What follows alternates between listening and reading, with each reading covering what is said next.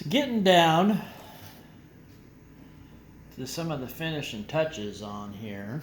I finally got the dots on the monarch done and the dots on the ladybug done, and got the thin leaves on the dragonfly. By the way, that glows in the dark, so that's kind of neat.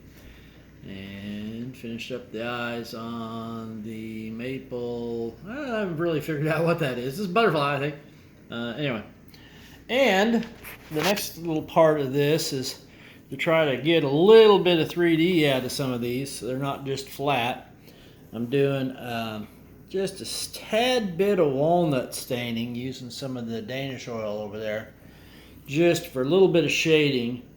So I'm letting that dry. Essentially making shadows around them so that they look a little bit raised. I'm probably going to have to do 2 or 3 coats of that.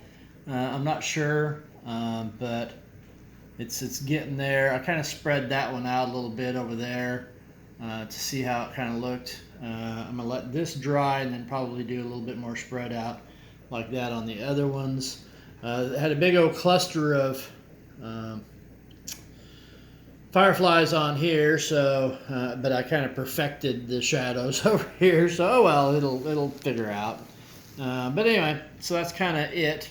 The wood is really pretty. I got it sanded up to about 120, 150, I think, at the moment. So not a whole lot of sanding, but my thought is to essentially get some of these shadows done. I'm probably not going to do any more coats on the fireflies, but I probably will do a couple more coats on the butterflies, see if I can get them to look like they float a little bit higher. So before I put any sort of finish on it or oil to stabilize it, I'm going to try to hit it with a little bit of the, like I said, probably a couple coats of the Danish oil. You can't really see it over here, but because I flipped it around, it's not faced. So anyway, there's the good old Watco Danish oil with the dark walnut stain, and that will allow that to stain in a little bit. It probably won't be quite that dark, but if I do a few coats on it, it'll probably get that close to that.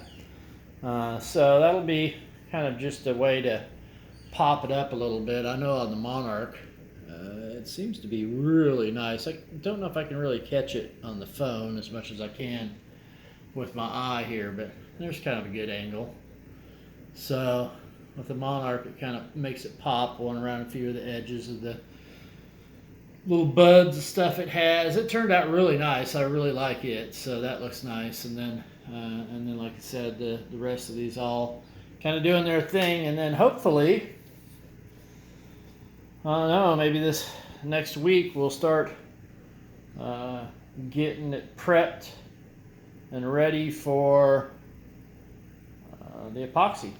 So the final epoxy top. We'll see. We'll see how that goes. But that tung oil is still in here. I'd like to get one more coat of it. But like I said, we'll kind of see how that goes. But it's looking pretty good. So I'm enjoying it. Like I said, we'll let this sit for a little bit. It's still pretty wet. We'll let it sit for a little bit, let it soak in, then I'll come in with just a paper towel and wipe the excess off. Look at it, see what it looks like, and then put another coat on if I need to try to see if I can get things to raise up a little bit.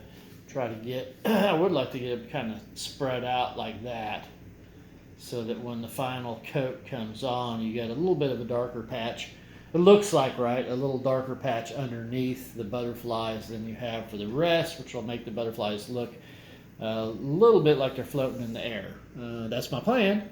Anyway, so that would be nice. Look like they're floating just a tad bit over, at least as far as your eye goes, to make a shadow, right? So kind of like I'm making here on the video. Anyway, there you go. A few more steps to go, but getting there.